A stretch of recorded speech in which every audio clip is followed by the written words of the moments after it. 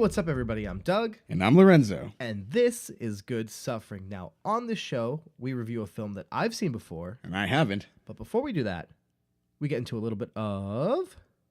horror news. Now, we go into the horror news a lot, but I feel like we never talk about what we're watching. I feel like we almost have this show exist in a bubble where we feel like we watch one movie once every 2 weeks, and then we don't do anything else. We just go live our lives. But we're always watching stuff in and outside of the genre, and I feel like we should talk about that a little bit more. Do you agree? Okay, yeah. No, I do. Absolutely. Let's start out with a mutual thing. So a new segment, outside of horror news. Sure. You just finished, I finished a couple weeks ago, both watched The Haunting of Hill House on Netflix. Haunting of Hill House LLC. Yep. No, on Netflix. Yeah. Yes. Super fun show. And I am not the biggest fan of Mike Flanagan, but I just loved this project. I think this was like the first thing he did that I really genuinely love. Maybe Ouija 2. I liked a lot of Ouija 2. You didn't like Hush? No. Yeah. Didn't like Hush. Although we have similar feelings on one part of Hush, for sure. One very long, big, important part of Very Hush. big part, yeah. Yeah. But, so what'd you think of Hill House? Hill House, yeah. Ooh, man. So I first watched that on Halloween night. I watched... You started before me. Yes. And ended way later. Yeah, because I don't like television. I don't like sitting in front of a TV for hours on end. I mean, true. I hate it. But I was really sick for a day and So you banged just- out like 6 episodes Yeah. in one day, just miserable in bed eating Chinese food. when I was at the end, though, I watched like the last 3 all at once because Ba-ba-ba. yeah, it was just I wanted to know what happened.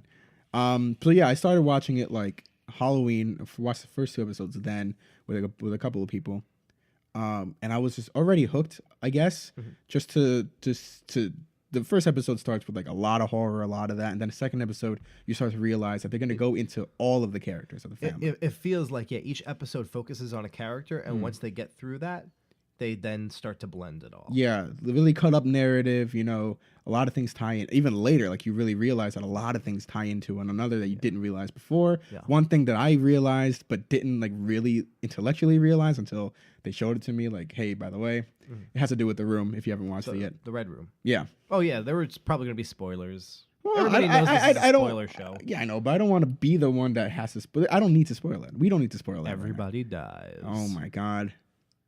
He ruined it. Don't watch it anymore. No, but it's really good. And it's not true. But it's really good. I like that a lot. I think some of it was a little tedious with like going back and forth. I kind of did want to just find out. Goddamn 10 hours of content. There's always going to be a little bit of, Yeah. oh, this is a slog. A bit of it was. And I think that's why I didn't really watch it as, religiously as I could have. Yeah. I'm curious to see what happens if they do another season. I hope they don't. I hope they don't either. Yeah. But it's also Netflix. But yeah, exactly. Which runs everything into the ground. What did you think? I really, really enjoyed it. I felt like I liked it more as it went on. Once we got done with, once I knew all the characters front to back, what they were dealing with the ones who had powers, knew that was kind of their thing, then I really, really started to, love it. Who was your favorite character? Do you have one? Luke. Oh, my boy, Luke. God, I love him. Still deserve better. I want to hold him. I want to wrap him up in a blanket. Just give him hot cocoa. Tell him everything's going to be okay. Even as a little kid, I was like, oh my God, look at this He's little dork. adorable. Oh, my God. I love him. Yeah. Super fun show. Good job, Mike Flanagan. I really liked it. Hey, yeah, you did something right for once. Yeah. That's Doug's opinion. He's not also doing Doctor Sleep, which is the sequel to The Shining that Stephen King wrote a few years ago. Yeah. He's doing that for Netflix too. Oh, it's for Netflix. I think it's Netflix. Yeah. He's basically a Netflix exclusive guy at this point. Now he is. If you haven't realized, yeah. He did Ouija too, but you look at Hush, Gerald's Game, this now, That's true. Gerald's Game. Yeah. That's true. I might have done something else too. I'm not. Oh, Before I Wake. He directed Before I Wake, which wasn't a Netflix movie, but Netflix acquired it because the studio went down. It's got Jacob Tremblay. I feel like I'm Twombly. Totally wrong on this, but did he do the one that's what is it? Don't Speak. Is that him? With the blind guy? Yeah. No, that's Fede Alvarez, who's directing right. the girl in the Hornet's Nest or whatever. Yes, that's why I was thinking of him because and also the Evil Dead remake, which I love. He did the Evil Dead remake. Yes. Oh, I thought you were saying that there's Fede another Alvarez. one. Okay. Hopefully there will be. Hopefully Fede is going to go for Evil Dead 2, man. It could use one. I'm down for a sequel to that. Hmm. It doesn't end in a way where it can't. It's still the Evil Dead. Like the Evil Dead's not going to end in a definitive way. Yeah. It's about time loops and shit. I'm you just, know? I'm not his biggest fan right now. I don't Okay, think, yeah, I you're don't think protective of your boy Fincher. he doesn't have anything to do with it aside from just being, the director. I assume that he's just trying to make a good movie like any other director. But boy, that movie should not exist. They should have continued with Fincher, continue with that cast, and continue on with that storyline. But whatever. And there's a new book, by the way. Yeah. I know we're getting off tangents here, but Yeah. there's a new Girl with the Dragon Tattoo book. They just keep digging up this poor guy's dead body, Stieg Larsson. I want to recommend a movie that's a Shudder exclusive.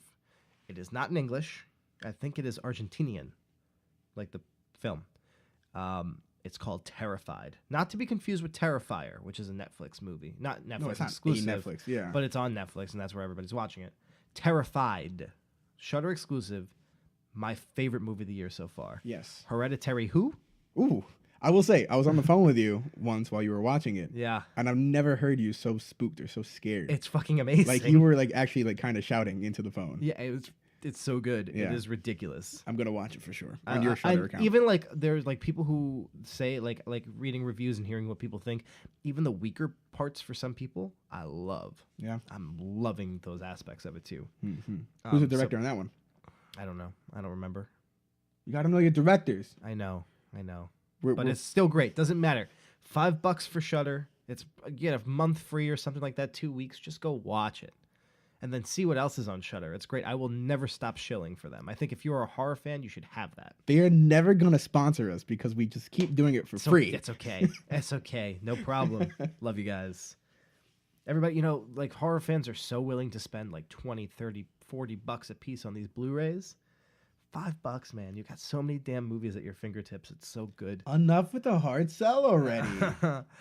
Another Netflix property that I really enjoyed. I've got a half hour left of the last episode. The Chilling Adventures of Sabrina. Right, which I was going to start, but decided to finish. it. Yeah. Check it out. I think its weakest aspect is that it might be a little too influenced by like American Horror Story and the way they structure and the way that they like kind of take things. But it's a really fun show. I love the girl who plays Sabrina. I love her too in Mad Men. Yeah, she is in Mad Men. Mm-hmm. Really, really love the show. I love the aunts. I love the whole Spellman family. Really cool. It's fun. It's a really dark, interesting take on Sabrina, and it's like the right adaptation of the comic it's based on, which I also very dedicatedly read. Would you be as passionate, or would you passionately watch if they were to do a Riverdale crossover? Yeah. I don't think it needs it. It can stay in its own little horror bubble. It might They mention Riverdale. They might do but they it, don't though. mention the show. There's also going to be as a little extra piece of horror news, a holiday episode coming out near Christmas. Of Sabrina. Yeah, Cool, like kind of cool. how they did with Scream after the second season. They had like a little extra bonus episode. I was gonna say Months. BoJack. Did BoJack do that? BoJack did that. Yeah. Oh, that's cool. Yeah. It was kinda- Recently, I don't remember. No. This was a couple seasons ago. Oh, I probably. No, I don't know. Well, I don't know. Another Netflix, so we're just shilling for Netflix this episode. Mhm. The Curious Creations of Christine McConnell, which we mentioned before it came out a number of episodes back when it was announced. Which I still have not seen even advertised to me. It is the most bingeable, awesome thing ever. It is like They don't like show it to me. Tim Burton meets Martha Stewart, Oh, that's cool. and it's 6 episodes only, Hmm. 30 minutes an episode. Super fun. It's not just cooking. There's craft making. There's like there's like a storyline that goes through them to an extent. It's really fun. It's really awesome. There's puppetry. It's a narrative kind of thing? Jim Henson's company, the Henson Company. Yeah. It made the puppets for them. She lives with like all these like dead animals she brought back, like an Egyptian mummy cat, and like this creature that's like half cat, half raccoon. Uh-huh. And there's like a big guy in a suit Oh, who's that's like cool. like a big fuzzy thing. There's something that So lives so in it's the not basement. literally a cooking show. She's got a boyfriend who's Norman Bates. It's mostly cooking, but it's a lot of just I guess like homemaking. I guess it's super fun. It's like Gotha Stewart. I guess Netflix knows not to show those things to me because I'm probably not likely to watch them. They're awesome. So I have to search it. It is so fun. Okay. It is so fun. I loved it. Me and Lindsay did it in like 2 days. We did 3 episodes a night, and we just banged it out. And we were like, I want more. Damn. I'm hoping there's more very soon. And the things she makes are crazy. It's not like watching a cooking show where it's like, okay, here's something you can make at home. It's like her making giant, intricate gingerbread houses and sculpting food and stuff. It's amazing. Oh, gingerbread houses. I'm so ready for that season. We're in it now, but I just gotta. I'm Gotta, so gotta tense. embrace it. Why am I so tense? I don't know what's going It's on. the sexual energy. I think so. Just keep going. Oh my god.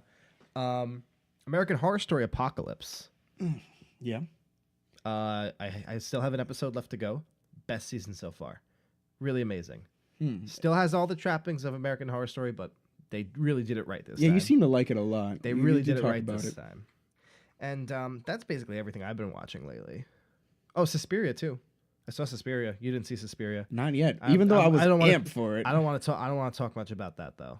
No. Just because I want you to see it. I don't want you to have any kind of more inkling than what I've given you. Because we talked kind of extensively after I saw it. Yeah. Yeah, we So- did. But go Well- out and if it's still available where you are, go out and see it. If not, wait for it to hit VOD.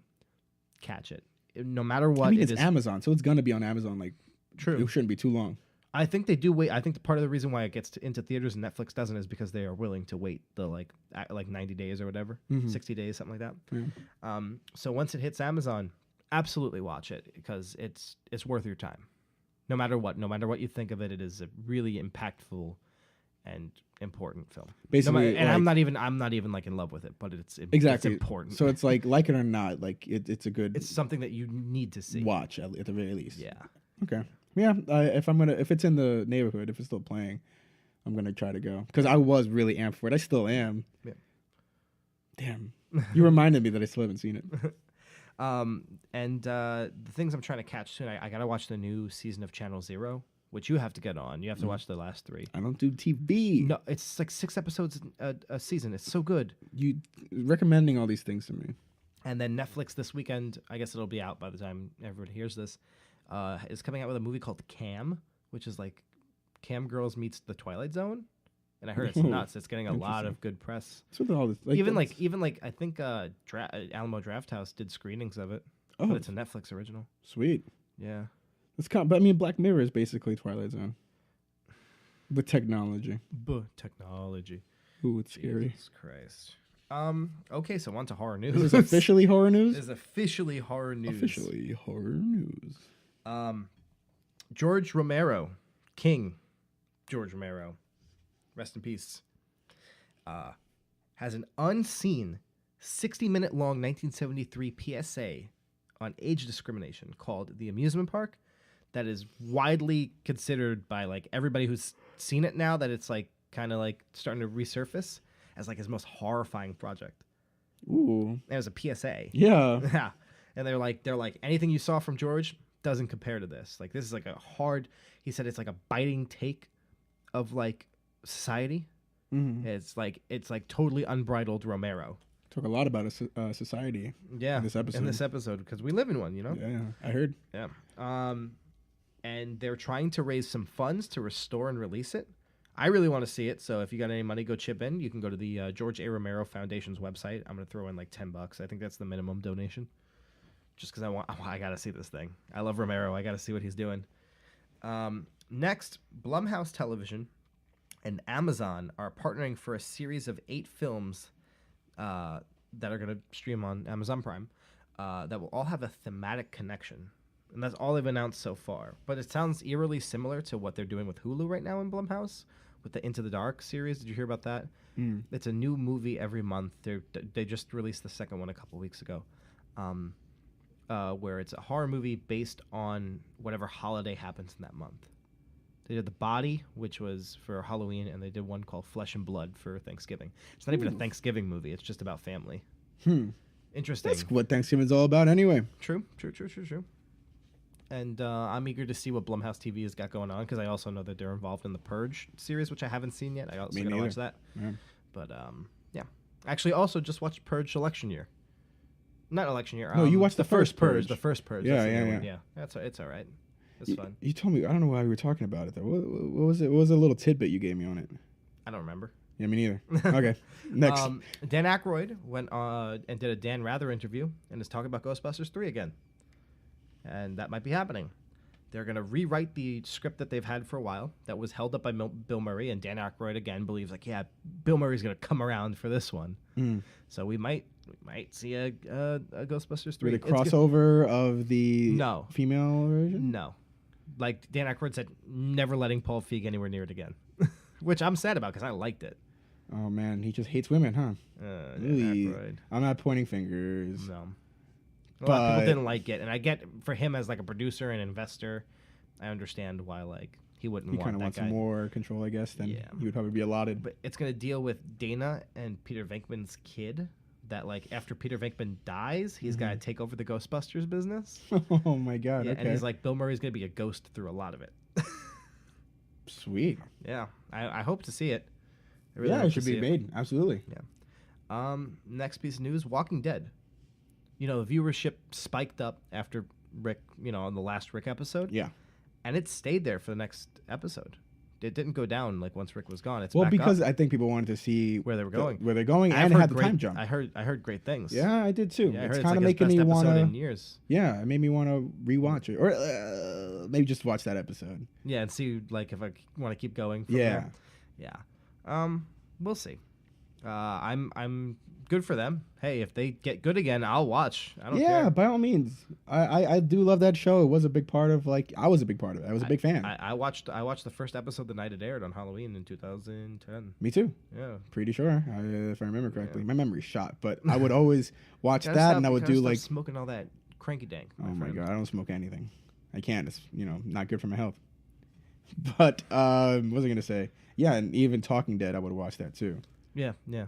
I think you know what? It's back on air actually. Talking Dead with Yeah. Chris Hardwick. Yeah, Chris Hardwick, right? That whole thing was kind of like squashed, I think. Yeah. Yeah. Finally, once again, my favorite part of horror news, talking about big ass monsters. Monster news, yes. Monster news, baby.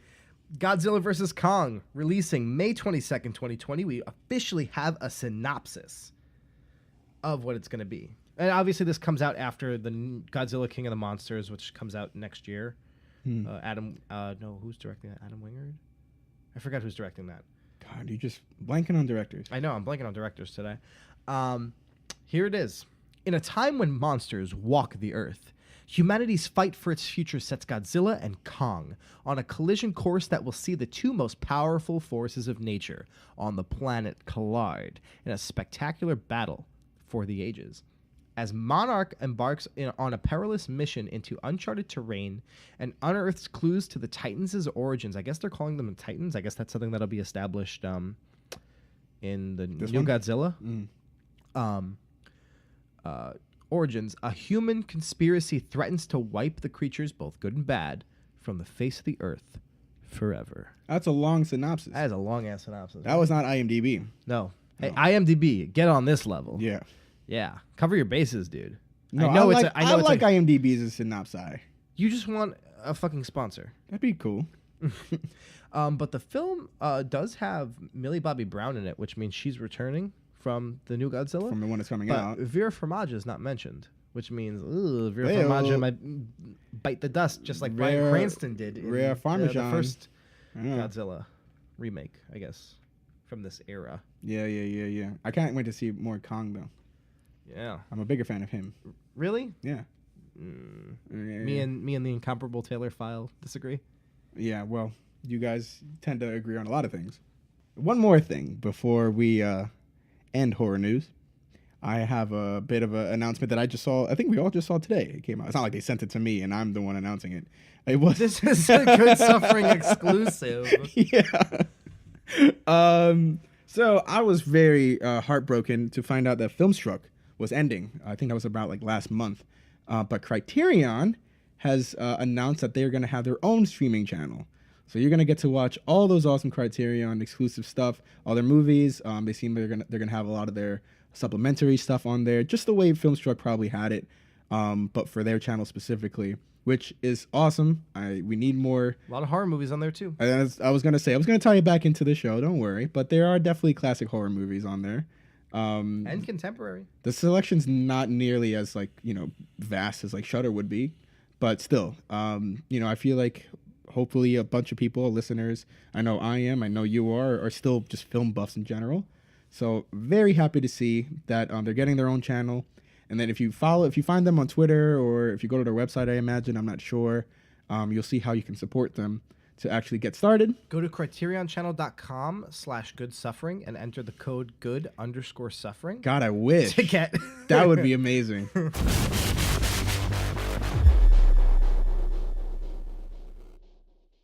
So today we're talking about Wes Craven's 1977 sophomore feature, The Hills Have Eyes. And this is the synopsis from IMDb. Not sponsored. Not sponsored by IMDb.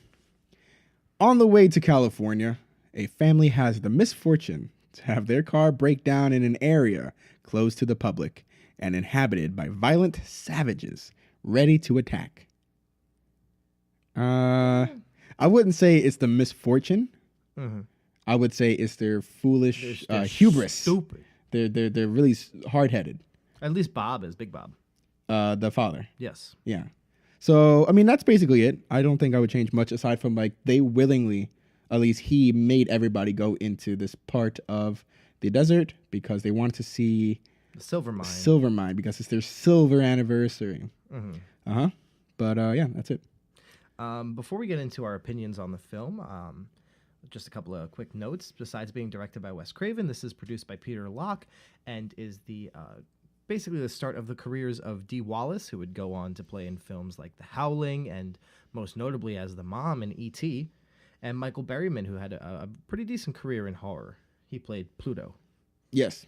And the film is actually loosely based on the legend of Sawney Bean, which is a Scottish like myth that was sort of like believed to be true. Now it's basically been proven like as just a myth. Mm-hmm. But it was about like Sawney Bean was the leader of a cannibal clan on the outskirts of Edinburgh, Scotland. Edinburgh. Edinburgh. Right? That's how they say it. That's how they say it over there. I think they say They say- Edinburgh over there. They say Edinburgh. No, Edinburgh. Right. It's Yeah. spelled Edinburgh. It's Edinburgh. Yeah. I watched Trainspotting. Choose life. And after killing and eating a whole slew of people, they were discovered and by like just society, brought into Edinburgh and tortured to death. And the sort of whole thing that Wes Craven picked up on was that the civilized became as savage as the cannibals in the process of the punishment of the cannibals, and wanted to work with that. Interesting. Yeah, and he also in the making of in the making of documentary that came along with the Blu-ray, really believes that this myth also influenced the Texas Chainsaw Massacre. Like he's got nothing to back it up, but he's like it's got to be there. I don't know about the myth itself. I don't know. Tobe Hooper was a college boy too. They might have both learned about it At the same time. Yeah. No, Wes Craven was definitely older. Well, okay. I mean, you brought that up. Texas Chainsaw. Yeah. So that's something already that's on my mind. That was Hey, on my mind me the too. whole time. Me too. But what'd you think about the movie? Give us something broad. Something broad. Okay, very broadly speaking.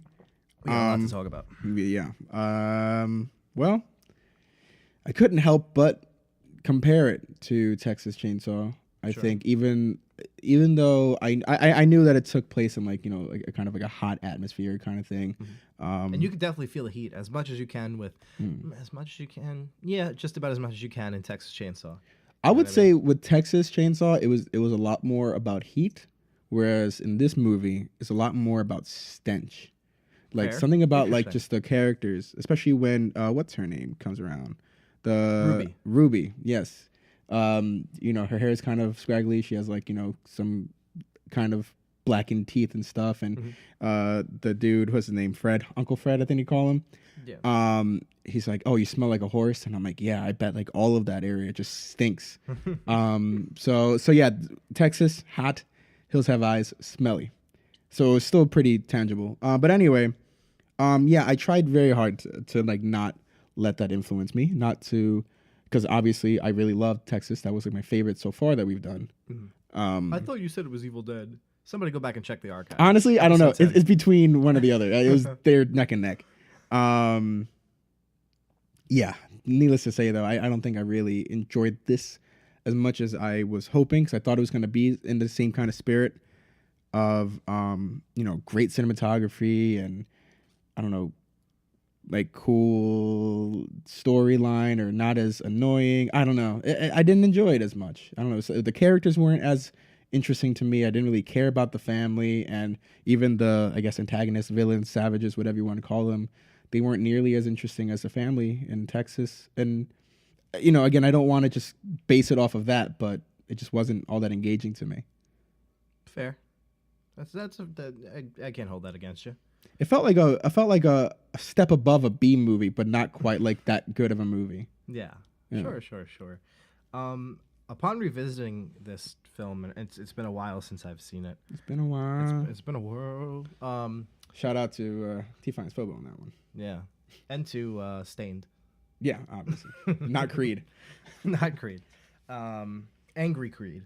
That's what Stained is. But upon revisiting it, and I have a kind of weird relationship with Wes Craven where I like a lot of his films. I don't really love any of them. I found this to be sort of his most thoughtful film. What? Most thoughtful film. How? Well, we have a goddamn episode to do about why. Okay. That's a hot take right off the bat. I wouldn't say so. I wouldn't say so. Thoughtful, like in what? In adding layers and meaning, and not just kind of trying to make a movie. Like thought out, not thoughtful as in like compassionate or kind. Oh yeah, thoughtful filmmaking, I guess. Interesting, because I did feel some kindness in this movie. Some well, wait until you hear about the alternative ending. Yes, which I didn't watch. You didn't watch? I didn't watch it. No. Did you read about it? There was an option on it. No. I figured I would go into it blind, unlike The Descent. Okay, imagine The Hills Have Eyes, and then for the last 15 seconds, it turns into a Disney movie, and then it just fades out. Huh? What do you mean? Okay, so just jumping into the ending, you know how the version you've seen, the actual version, ends on that just on Doug's face. Yeah. As he's stabbing Mars. Yeah. Instead of that scene and the scene with the Papa Jupiter's death, those are flipped, and so the Mars's death goes on a little bit longer, and then he gets up, and they go off, and then it cuts to Bobby and Lynn, I believe. No, Lynn is the one who dies, or am I wrong? And Brenda. Yeah. Them doing the whole thing with Papa Jupiter, and then reemerging after they've killed him are Doug and Ruby and the dog, and they all come back, and they all stand on top of the hill together, and Ruby and Brenda are holding hands. What? Yeah. And there's nice music playing, and then it ends. Oh my god. Yeah. And then Wes Craven went, yeah, fuck that. Yeah, that's not how this movie is supposed to end. You see, that would have been the total opposite of my experience with The Descent. Because the theatrical version of The Descent ending was just not nearly as good as the alternate ending. Right. Wow. Okay. Interesting. So well, even without that really cheesy ending, there was some kind of heart to it. Sure. But I guess that's not what you were necessarily looking at when you talk about Wes Craven's work or direction with this. Well, you want me to just start my dissection? You want me to just keep going? Go for it. All right. Well, all right. Let's start off with the tagline. Yeah. There's two of them. The one that is, I guess, the most intriguing is a nice American family. They didn't want to kill, but they didn't want to die. Ooh, you have a career doing that. I wish. And I really like that. I think that really plays to... I think that's a better synopsis than what IMDb gave us. Just the tagline? Yeah, even just that. Interesting. I think that this movie is entirely about American life being disrupted and sort of people living on the outskirts, the people who are disregarded by society, in the same way that Texas Chainsaw is about that. Yeah. Interrupting what is a sort of perfect existence. And you don't see, and the interesting conflict within both of those films is that you don't hate the protagonists of either film. It's not like you're watching something like if you were watching like a reverse of Society, where you're like, oh, fuck the rich, I don't care about the rich. You're not seeing like this ultimate like bourgeoisie family. You're seeing like a working class family, but they are representative of American capitalism and society, and they're coming to disrupt that. And so it really works because they're saying something, but they're also playing on the fears of like the American suburbs. Right. Again, in the same way as Texas Chainsaw, but sort of just in there with their own sort of take on it. There's a lot of the Vietnam War that Wes Craven tried to put into that. Like, look at like the the Americans come in, or like the family, right? What do they have a last name? Am I forgetting? I forget, honestly. Yeah, the family. Carter. The Carters, yes. Yeah. So Jay-Z and Beyonce come in, and they have the nice car and the van and the dogs, right? They've got everything. Baby. The baby technology is what they have, and they are ultimately attacked and crippled by guerrilla warfare. Vietnam War, which a lot of horror movies were like really layering in. Even Texas Chainsaw, like Tobe Hooper put a lot of the Vietnam War in there. That's kind of the idea, is that the Americans, like, or the, sort of middle class, are interrupted by, somebody with less technology but more will. That's a cool look on it. Not one I would have immediately thought of. And what changes The Hills Have Eyes from Texas Chainsaw is that these ones fight back. And you're not just seeing family. You're not seeing teenagers get tortured. This is not as much of a proto slasher as like Texas Chainsaw is. You're seeing them fight back. You're seeing them become that evil. That's why it ties in with Sawney Bean, is because they themselves are becoming more savage. And that tagline, you could attribute that to whether it's the family or whether it's the, what would you call them? Like, I don't know, the planets, the clan? people, the clan. Oh, I want to talk about that too. I love that their names are planets. I love that planetary naming, except for Ruby. Except for Ruby. Right, she doesn't have it. And that's why she's the the black sheep. Right. But the tagline, it could go to either group. The way I was looking at it, because I initially thought it was about that clan, that group of people. Oh shit! Because I initially thought it was like, okay, before seeing it, I didn't really know the story about like the child that like just kind of grew like feral. I figured these are people that like had no choice but to survive. Maybe they're like outcasts of society. Well, yeah, that's sort of what they are. Right. Anyway, everyone but the main You're kid. right. That tagline can go to either one. Right. Exactly. That's why you almost have to have sympathy with them, like in Texas Chainsaw, because they are doing what they need to survive. They seemed almost like they were kind of enjoying it, I think, a lot more than the family did in Texas Chainsaw. Like they were literally playing with them on the walkie-talkie, and I guess gleefully about to eat a baby. Like, I don't know. The way Papa Jupiter teases Big Bob is another yeah, example I was like, or when they're doing the daddy, yeah. Or when he's like, when he's pretending to be like someone on the walkie-talkie, like a sheriff or something. He's like, oh, just stand on your head or whatever. And then he's like, stick your finger up your ass. Yeah. Like the whole time he had them going, I thought legitimately that they were about to be saved. I was like, okay, that's a cool way. What's going to happen when they show up? But no, it's just a trick. So I think they're a lot more malicious, a lot more willing to do those kinds of things. But still, nonetheless, I think that tagline works both ways, and it's pretty cool. I didn't even think of that. Shit. Nice. Nice. I bring something to the table. Yeah, of course I'm not just a pretty face. Damn. There's a lot of those references to sort of like the dichotomy between the two families. Even in the dogs, naming them Beauty and Beast. Yeah, is one. Oh wow, I am stupid. You didn't catch that? No, I did not. Yeah, man. Wow, because I knew it was Beauty, and then they kept calling the other dog the Beast. I'm like, why not just call him Beast? It is. It's Heyo. Beast. Ultimately, what this movie is about is the nuclear family versus a nuclear family. Literally. And they definitely go more into the whole nuclear aspect in the remake, but it's in there. It's in there in a few ways. One being they see on the roadmap that they're in like a testing site, and as the airplanes go over, and another being when Fred the gas station owner is speaking before he's ultimately killed by Papa Jupiter. He says, he looks normal. And you have to assume his wife looks normal. I mean, he's a little old and he's got kind of that sun, dried face to him. Yeah. But he's not deformed. So Uh-huh. when you think, you go, so what made those kids that way? Mhm. Nuclear testing, radiation. Oh yeah, absolutely. And what I really like is that I always look at the woods when I look at like American horror and where we pull our horror from. You look at anything, The Shining. Woods isn't like a forest, Yeah, the woods. right?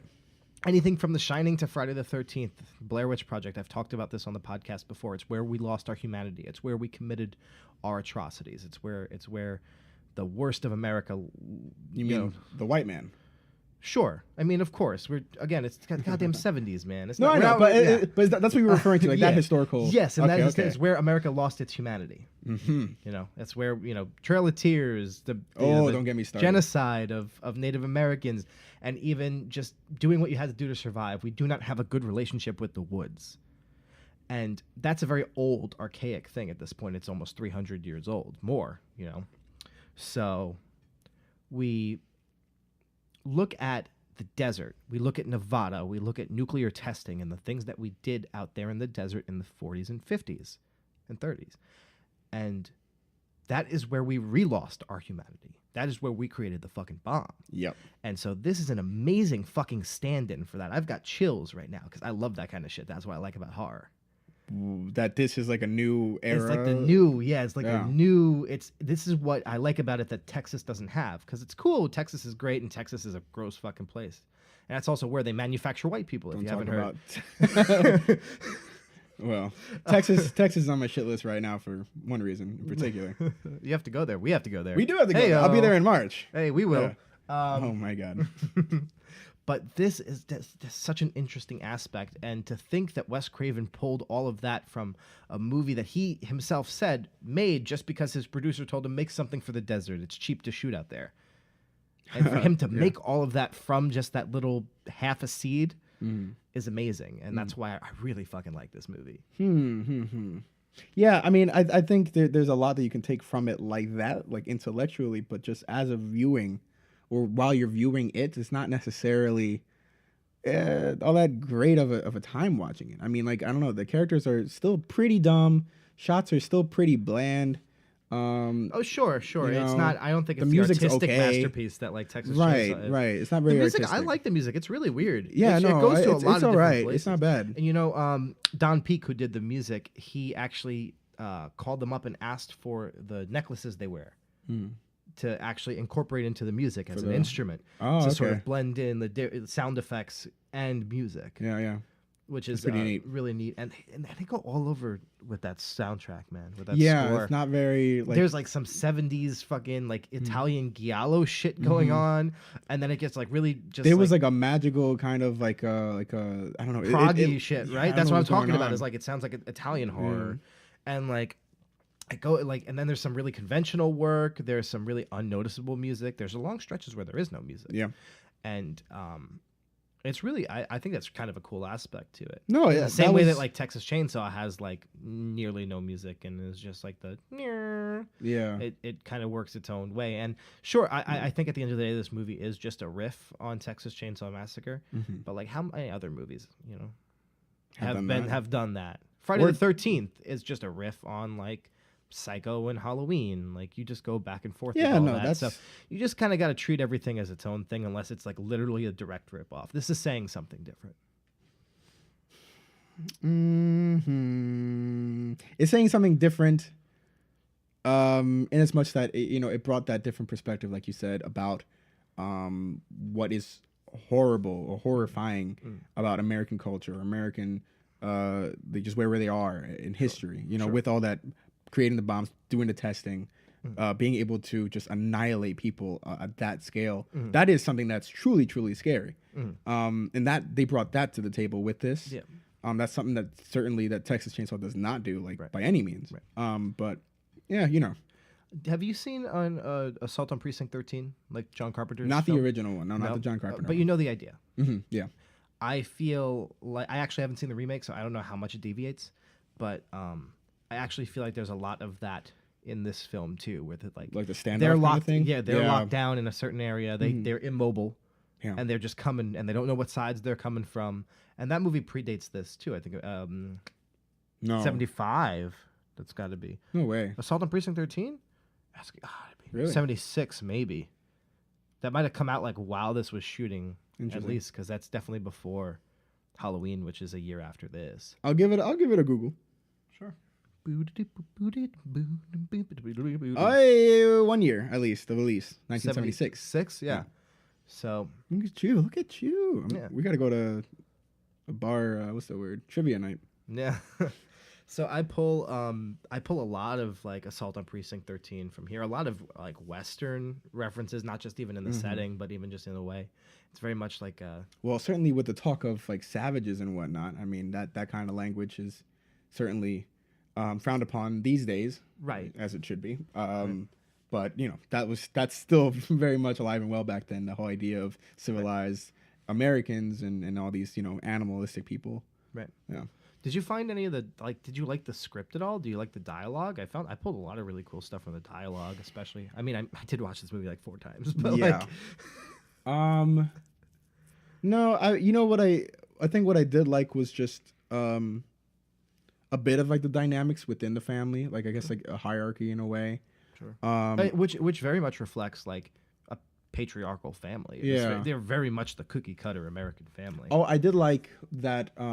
What's his name? The guy that actually like lives in everything. What's his name? Doug? Doug. There Or we go. Bobby? No, not Bob. Bobby's the young one.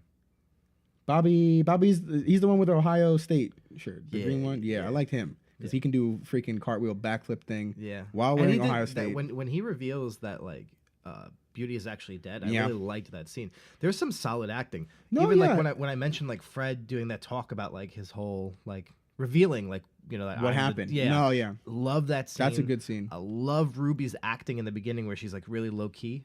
Mhm. Really, really like that. Like where she just wants she's to like leave? nervous and she Yeah, wants to yeah, go.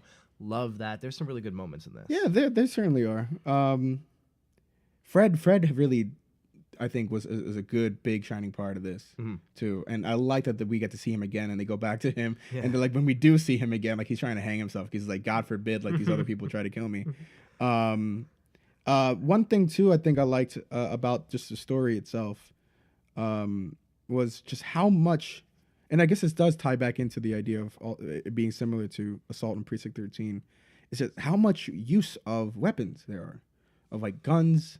How many explosions are in there? How Even much the villains fire? using guns. Yeah. Yeah. Which is not something you see in a lot of horror movies. I was very, very surprised by that. I was not expecting that. I was expecting it to be a lot more, I guess, just physical harm or like hammers, saws, bones, even rocks, whatever. Knives, whatever. Yeah. Yeah. So I was impressed by that too. I got to say, it was an interesting dynamic in this kind of horror. Do you know what that is? You see when they go into the van and then there's like the knife he drops and she tries to stab him with it, or she does a little bit. Yeah, You know what that is? That's half a sheep shear. That's half a sheep shear. Yeah, like Oh, sheep shears. yeah. Okay, I was trying to figure out what that is. It looked like something to cut thread with, but like much bigger. Yeah. Uh, So I guess I guess they are cutting thread to an extent. hey, you're so, right, yeah. It really like plays on the whole like they're scavengers. You know what I mean? Whatever they have, they Yeah, I mean, they collect like bullet shells. I think Jupiter has them like around his neck or something. Like they wear them at least. I know some of them do. So teeth, right? There's some teeth I think going so. on. Bones, A lot of at least. feathers. It reminds me a little bit. I imagine that Fallout might have gotten some stuff from this too, because they have like the people that are scavengers there. Yeah. A little bit more feral. You ever seen the movie Wrong Turn? No. That's basically a ripped off of this. It's Isn't there like hard. 5 of those? There's like 7 at this Yeah? point, I think. Yeah, there's a lot of those fucking movies. But that's basically pulling off of that too. Like deformed, like backwoods kind of people, Yeah. scavengers, eating, they're cannibals, Yeah, like it's cool. It's not like they're entirely primal. It's just like they know how to use tools and they know how to use weapons. Yeah. It's just that they're on the outskirts. Yeah. Yeah. One of the lines I really, really like in this film is when Jupiter, I think he's talking to Bob. I don't know if he's talking to him over like the walkie-talkie or he's talking to him when he's crucified. And yeah. he says, "You come over here and you stick your life in my face." And he says it as a passing line because he then goes on to say, "I'm going to eat your children's children. I'm going to eat your kids, that whole Yeah. thing." But that line I thought was so goddamn fucking good. Yeah. You come here, you stick your life in my face. You're not doing anything really all that wrong to me, but you're showing me what I can't have. I didn't catch and that. I'm pissed at that. Yeah, absolutely. That's right there. It's probably like the whole foundation of the movie. Yeah. Shoot, yeah, I'm upset that I didn't catch that because I did catch the part after about eating children. I'm like, okay, Yeah. I get you. I know your character, but that's pretty good. Mm-hmm. Who says it? Jupiter says that. Yeah. Papa Jupes, baby. Papa Jupiter. Papa Jupiter's Pizza. Yeah. And one of the commentaries is actually with some academic like film theory guy. I forgot his name. It's probably on the back of the disc. We should shout him out, I guess, if I'm using his shit. I couldn't tell you. I'm looking for it. Mikhail J. Koven. Mm. And he talks about how the Klan reject physical wealth. They reject the wealth of things. They reject money. They scavenge, and therefore they reject the foundation of our society. They reject the foundation of America, Right. capitalism, and that is really interesting, really true. I like that a lot. Like they don't value anything. It's just what they do to survive. That's why they're That's all they want. That's all they care. you show them about. money, they don't care. Yeah. They burn it in the fire. You know what I mean? Let it light up. But they do. It seems that they do have like a trading kind of system though, because in the very very beginning, Ruby's trying to like go trade with Fred or do some trading. Did you look at that as trading? I thought of that as like maybe getting handouts. Like maybe that's his like guilty. Like here, I'm going to give you some food or something. I wouldn't necessarily. I didn't. I mean, that as trading. she seemed to like, or at least Ruby seemed to like understand like what the concept is behind it. But Ruby's maybe so much different, you know. Mm, And I think that reflects obviously in her name, Yeah. but also in just like the way she acts, and obviously what she does towards the end really separates her. yeah. But I don't know. There's something weird, especially after watching the sequel, where I guess we'll talk about it more later. But Ruby becomes like civilized in the sequel. She's just like she's wearing like a business suit and shit. What? Oh, really? Okay. Yeah, it's the same actress and shit. Huh. Yeah. If you showed like Jupiter or Pluto, like, please don't hurt me here, you can have money. Yeah. What the fuck is that to them? It really is like every little aspect of what they do is a rejection of society. Yeah. I mean, they seem to not even care for like little ones like at all. Like they were just what do they call the little baby? Like, Fat baby, fat. Yeah, that's true. They say that. Juicy. Great fucking line. More great fucking lines in this movie. I love it. Oh, they call a little baby like a Thanksgiving turkey. Yeah. Which, hey, good Thanksgiving movie apparently. Hey, wow. Look at that. Oh my God. Yeah, we did it. And Yeah. this comes out like the day after Thanksgiving. Yeah, Hey, it's out right now. Happy Thanksgiving, guys. Hey. Oh my God. Yeah, I mean, they just seem to like not care about any kind of like actual societal norms or anything like that, except for Ruby. Do you have any kind of idea why she is different than the rest of them, or is there anything in the commentary or Plot device? that's it? Yeah. Okay, I take it at face value, I guess. Yeah. Maybe because she's like a little mistreated, you know. And you only see their mom in scenes with Ruby. You don't see her anywhere else. Like Mama Jupiter, I guess, is what they refer to her as. Yeah. Did you? So this, like you said, this is their, or at least Wes Craven's sophomore movie. The first one being Last House on the Left. Yes. Which I think Fucking also brutal. That movie is a rough watch, man. Yeah, I mean, I never saw Wes Craven's. I saw the remake of that. Oh my God, you watch all these remakes. I'm sorry, they were just available. It's fine. And that's another movie that, I mean, unless if it deviates a lot, but I imagine it doesn't. Is another about like kind of standing up to the people that are torturing you or trying to hurt you. Yeah, and it's another about kind family, and it's another kind of deviant clan. Too. Yeah. Yeah, so that theme kind of seems to linger with Wes Craven quite a bit. Yeah. At least in the first two, and he did direct the second one too. Yeah, that was more of like a. He's not too proud of that movie. No. No, and that only got finished because Nightmare on Elm Street became a hit. But see, that's another thing. Nightmare. I mean, even his stuff with Scream. There's an implication of clans even in that movie where, you know, all the parents band together to kill Freddy. I was thinking about that. He likes to play with groups. And also just like friends or family dynamics. Scream. I mean, Scream's got that. Nightmare's got that. Yeah. This movie's, you know, and Last House on the Left, like, it's about family. So he just seems to like, you know, dynamics. And I think that's why that's one of the most important parts of this movie. It's like the dynamics between the family. You know, it's not really kitschy. Where like, oh, this one's really good at like math. This one's really good at science. Like Right. they just kind of, you know, It's more realistic than Yeah, that, you know what I mean? yeah. He's not playing on like the like he's playing on the real American family, not just like the ideal American family, yeah, you know? yeah, exactly. And Wes Craven said a lot in his commentary. He's like, "This is my family. This is who I grew up with. This is who I was based it on." You know, when after Bob gets burnt, Ethel says, "That's not my Bob. That's not my Bob." Yeah. That line is directly taken from what his mother said when she found out that his father Oh died. wow. Yeah, he said he put a lot of That- personal shit. That that line. Okay, I'll give you that on the script. That one did mess me up. quite That a was bit. great. Yeah. I see. It's it's really. Although good, I gotta man. say, I mean, Bob? He's from Cleveland.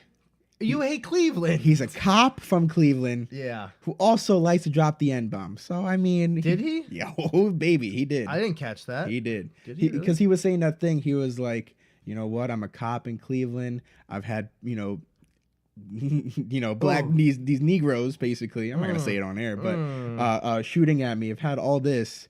But the Damn. one thing that nearly kills me, the one thing that I'm really afraid of, is my wife trying to tell me like how to drive with a map or something. Oh shit! I didn't even catch that. Yeah. And that's what's funny is like, you know, he's portrayed as this sort of really masculine ex-cop. I've dealt with what happens in Cleveland. You know what I mean? And we all know that in movies, Cleveland's a shithole. Because mean, even in Escape from New York, they're talking about they're like, you're the guy who got away from Cleveland. Yeah. You know what I mean? So horror movies in Cleveland don't get along, me and Cleveland don't get along. which is why you and horror movies get along. Exactly. But he is still like a terrible driver. He gets spooked really easily because there's that rabbit in the road. Yeah. Yeah, he's like, they're almost like they're not prepared to be out there. You know what I mean? He's tough, but he's not like actually tough. He's only Yeah. tough within the confines. Well, that's another thing too. He's tough in like where, like a societal setting. Yes, in a society. Out here, we like know, there's in no. fact, we live in a society. So out here, out in the desert, you know, he doesn't have to deal with like backup or norms or his badge or anything. It's just there's no rules whatsoever. That brings up another sort of, I guess, theme to this film, which is that lawful people, civilized people, don't think that they would ever be capable of committing acts like that. Mm-hmm. You know, they look at criminals, and the other family, they run the gamut of every like offense like possible. There's rape, murder, theft, destruction of property, cannibalism. Yep. You know, they go through all that, and they're still looked at as really strange up until the family has to fight back, and everybody who survives is implicit in some way. Yeah, I mean, look at in that murder. last shot. Yeah, There's a reason it ends right on that. yeah. Like he has been now like he has to resort to this violence. And I like that they try to blow up Papa Jupiter, and they don't. The only way that Yeah, they can they- kill them is hands-on. They don't get to use technology. They don't get to be smart. They have to be savage. That was smart though. That What, was the pretty thing? smart. The whole Yeah. exploding with the Yeah. tanks. yeah. Is And too, but you're right. That I'm brings sad up even 'cause more in the of a point. remake, it kills him. In the Oh, it remake, that's how does? they get him. Yeah. Huh. Yeah. So they just totally I threw think. that out the I only window like then. half paid attention. Oh, well. I was so sick. I was so sick of them by like 20 minutes. Well, into yeah, it. you watched like how It's many the remake. versions and No, I'm cool with like even the whole original. This one and the third one was like whatever, but like the remakes I was not a fan of, and it was my first time seeing any of them. oh, okay. Yeah. And that's your review right there. Well, yeah, we'll talk about that more later because there was like some really stark differences that really do not lend themselves to like a retelling. And I've got some ways When was that? What year was that? 2006. I 2007 feel like for I Hills Have Eyes remember Part 2. I remember that It time was when it was big. coming a out. lot of people even consider that as like, oh well, that's like the best horror remake from the 2000s. It's not. It's Texas Chainsaw anybody in that? Massacre. Who's in that? Is anyone? No. of note? Ted Levine, Buffalo Bill is Big Bob in the remake. Like, whoa, yeah, him. That's weird. But yeah, I guess we'll take it into the franchise now. You want me to just give a quick rundown of where yeah, where this fucking thing goes? You're gonna have to give it to me because Sure. you did all this. Sure. I didn't do that. Did some little extra research. Oh, by the way, you want to hear something fun about Michael Berryman? Sure. He was born with 26 different birth defects. He's got 26 different birth defects. Wow. Yeah. He's got no sweat glands. He's got no hair. I didn't realize because I've seen him before. I can't remember what exactly, but like Did you see him on Eric Andre? but I guess We were like, Tyler, we got your dad. yeah. Oh my god, that's right. That's definitely not where I first saw him, but yeah. Oh my god. I didn't realize that like his hand, like one of his hand at least, is like I think a little deformed too. It looked like it's just maybe like one knuckle long rather than a whole finger, all the fingers. Yeah, how many? You said 20. 26 birth defects. Yikes, that's crazy. Yeah, they had to do like immediate surgery on him when he like was born and shit too. That's why his head is like a little deformed. Yeah, because they had to put like a plate spacer because his skull didn't fully grow when he was born. and look at him, icon. Yeah. And cool dude. If you see him like out in public, he's like leather jacket. Oh yeah, Cool dude. Yeah, I like Michael Berryman a lot. But yeah, Hills Have Eyes 2 was sort of Wes Craven was pressured by his producers, and it is really a hard. It starts as a Texas Chainsaw Massacre ripoff, like not even just like where this is a play on it. It's a ripoff. It opens up with the crawl and the voice going, "This is what happened to people in the desert." wow. Yeah. Like direct. Ruby and Bobby are back. Ruby's assimilated into society. And they're like, there's just like 40 minutes at least of this movie is flashback. Oh yeah, you were telling me that. 40 minutes is just like old footage. And it's still like as long as the original. Yikes! And it's only 90 minutes, a whole movie. Yeah. It's basically a slasher in the desert. Pluto is back. And it's amongst like they're like motocross bikers, I think. Yeah, I think it's like motocross. And they're like get stranded out in the desert, and Ruby and Bobby are with them. They just happen to be going back. Hey, yeah, that's a good idea. And Let's Ruby go back plays dumb for a while too, where she's like, "Oh, I don't know what's happening," and then she's like, "Okay, well, here's what's happening." And then there's like a really weird, like, I wouldn't call it a kung fu fight scene between Ruby and Pluto, but it's like kind of choreographed. too choreographed. Ooh, Yeah, cool. Yeah, it's not great. Then there's Mind Ripper, which was directed by Wes Craven's son, which was originally supposed to be a Hills Have Eyes sequel. Then it was rewritten to be its own thing and still released as The Hills Have Eyes 3 in a lot of areas. If you buy the Blu-ray, it says Mind Ripper or The Hills Have Eyes 3. Huh. Yeah. And that was it is 90. That was in the 90s. Yeah. Lance Okay. Hendrickson is in it. And it's basically like a cross between The Return of the Living Dead 3 and Alien. It's super sci-fi. It's super low budget. Really weird. Not really shot well. And has nothing to do with The Hills Have Eyes at all. It's not mutants because of like they're not societal rejects. It's literally like they're messing around with sci-fi shit. So, is that just like part of the disappointment to you that it has nothing to do with it? No, it was. I actually liked it more than I liked the second one. So I was gonna say, why not just give it like the whole Halloween 3 treatment, where it's like It's sort of. I wouldn't call it anywhere on the level of Halloween 3. not as good of a movie, maybe. But it was interesting and weird. It ripped off the alien thing with the tongues, okay. like protruding out. But it's of humans. Lance Hendrickson, I'm always happy when he's in a movie. Okay. And, that even adds to the alien reference because he's obviously Bishop in Aliens. So, yeah. But ultimately, it wasn't, like, god-awful. It was fine. I have a question, The second actually. best one of all the ones I watched. And I imagine that some of our listeners might be curious to this also, but, like, how do you get your hands on those movies? Because you said you've never even seen them before. Oh, no, you haven't seen... I haven't seen any of them. You hadn't seen whatever... Besides the original, I've never seen any of them. Really? So, okay. Want to know where I watched them all? Yeah, how did you get them? Okay. Hills Have Eyes 2 is on Shudder. Okay. Shouts out to Shudder. Love you guys. Thank you guys so much for doing what you do. Big time. Forever. And Mind Ripper's on Amazon Prime for free. I rented The Hills Have Eyes on VOD, like the remake. Yeah. And then the sequel is free if you have Stars on cable. Oh, now I'm playing on Stars. Yeah. Okay. Cool. Yeah, because I figured that you Like didn't the own remake these. part 2. Right. No, I don't own any of them. Yeah. And Except I for probably won't. this I one. might buy Mind Ripper, but that's it. Oh, wow, you enjoyed it enough to actually own it. To own it, yeah, I would say so. It's cool. I like Return of the Living Dead 3 too. For all of it's like super 90s cheese. It's like the 90s version of like a fucking like a bad 60s movie. Like a Saturday morning or Sunday morning kind of It's like so cartoon, bad, whatever. but I just eat it up. Yeah. Return of the Living Dead 3 is nuts.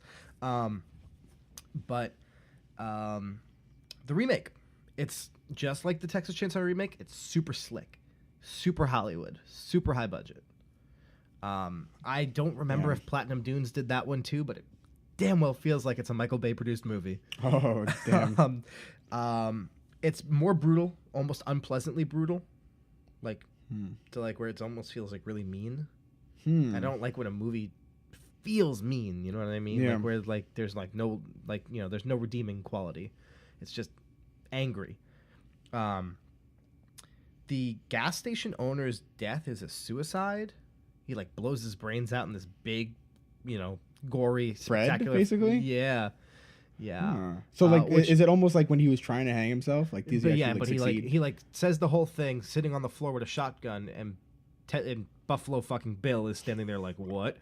He's like, whoa, his penis is tucked between his legs again, and then gas station owner blows his brains out, Yeah. and his head splits in two, and it's like Oh. totally like, I mean, it's directed by Alexander Aja, who directed High Tension, which is also like, I mean, it's a movie that starts off with a trucker getting a blowjob, and then you realize he's just fucking the mouth of a severed head. So, Wow. so it's the same director as that. High Tension, also like not my thing. That's gross.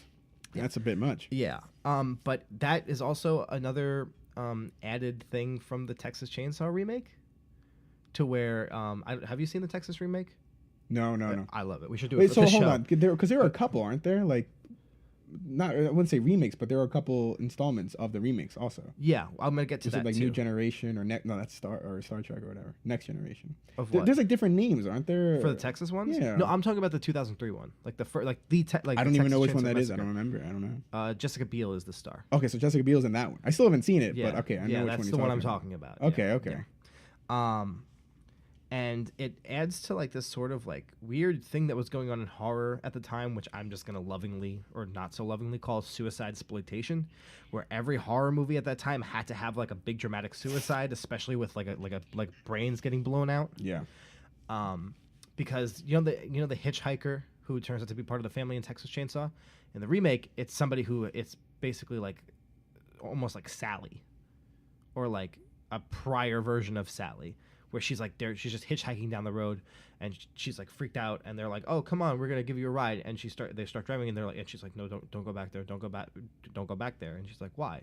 And then she like, Sally isn't like the last surviving person. yeah, that's what of she the is. She's a original. survivor. She's like somebody who got away from Leatherface and his family. Oh wow, okay. And she like reaches between her legs, and everybody's like, "Oh, what's she gonna do? Is she gonna jerk off?" And she pulls out a gun and she blows her brains out at the back of the van, and that's why they have to stop. And that's like the catalyst for like them getting fucked by Leatherface. Damn. Yeah, it's weird. But like I felt like every fucking movie at that time had to have some kind of. It's almost like new metal. It's just around everywhere. And what's funny is the sequel to the remake ends on like a new metal song in 2007. Yeah, that makes sense. It's weird. The sequel to the remake has nothing to do with the first one, or like the first remake. Yeah. It's like mutants versus soldiers, and it's like a war movie for so long that I forgot I was watching a Hills Have Eyes movie. It's not really good.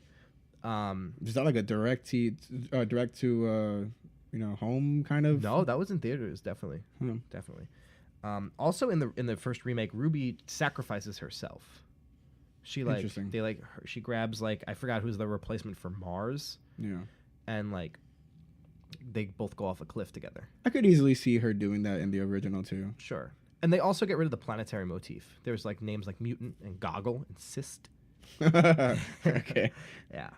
Yeah. That's more like Fallout, I feel So like. I would say the only one of the following installments into the franchise I liked was Mind Ripper, and that's only just because I like shitty movies. Mm-hmm. So, yeah. Mind Ripper. AKA Hills Have Eyes 3. So, yeah. You wanna go on to the next movie? Are we done?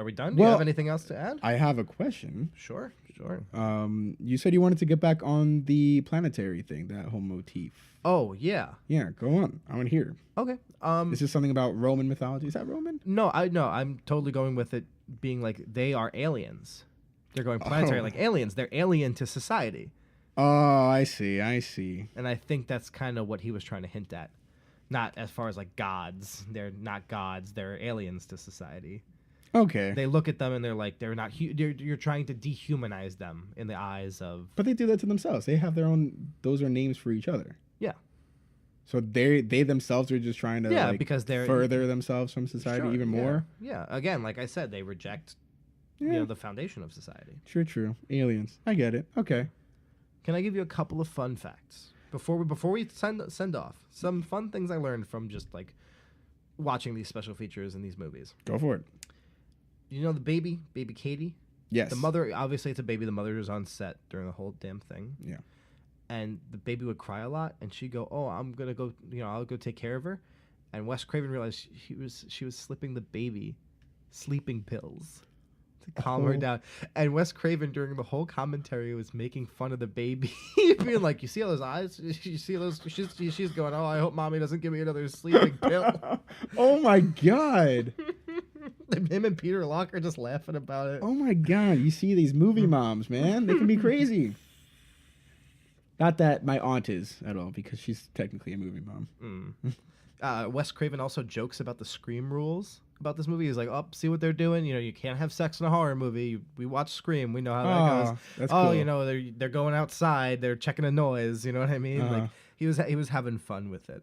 That's good. Hey, rest in peace, man. Yeah, it seemed like Craven was really, really proud of this movie. Ultimately, That's good. He really, really like cares about this one. I mean, shoot, this is like a major throwback. Like, think about it. He became a pretty huge like horror icon. He did make jokes saying like, "Yeah, I made this right before I became Wes Craven."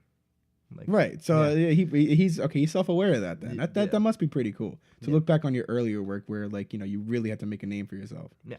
That's cool. So, yeah. Okay. On to the next one. Yeah, but we have a special announcement first. Oh my God, Doug has been. That's all he's looking forward Chomping to at the this bits. whole episode. Yeah. Okay. Okay. All right. So, as you know, or may not know, or probably realize because you're all smart people listening to this, we've got 2 more episodes after this to close out the year. We've only got 2. Yeah. So, we'll get to what the next one is. Afterwards, think about where the second one, the last of the year, drops, and then you could figure out sort of on the lines of what that movie's going to be. What kind of theme? Yeah, the theme of the movie. Both of these really have Yeah. much to do with the season. Yeah. So once January starts, we are starting a very, very exciting thing that we did announce a little bit on Twitter. On We're not Twitter. going to get into too much right now. You should be following us there if you're not already. But over the course of 3 episodes, we will be dissecting 12 of David Cronenberg's films, going through him as a director, finding links between the films and just thematic elements individually.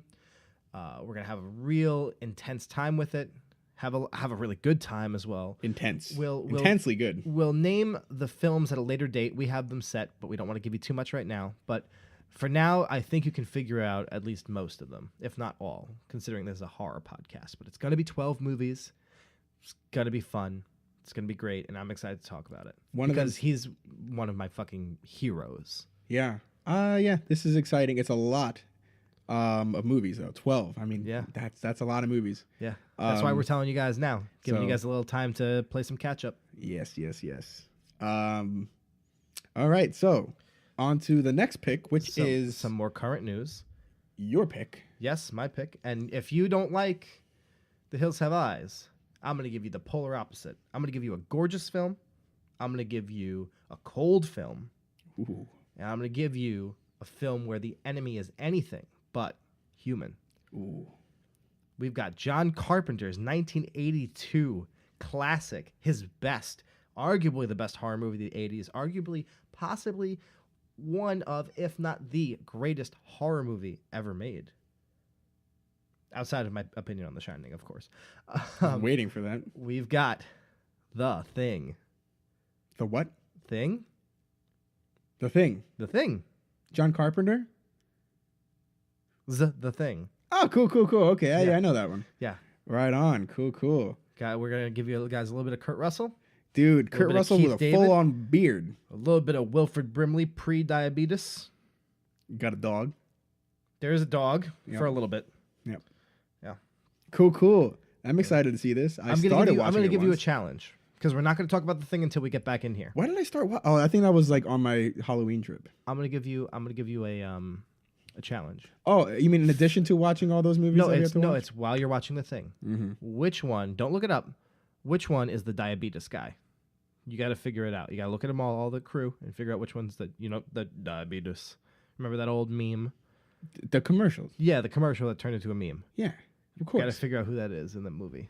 Don't look now. Don't look now. As you're watching. I feel like I'm. Don't worry about it. Okay. Okay, great, guys.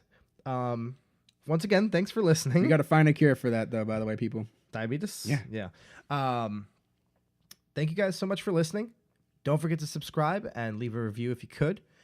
We are on social media. Make sure to follow us. We are on Twitter at good_suffering.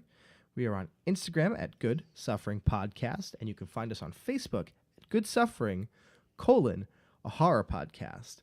Thank you. And once again, this has been Good Suffering.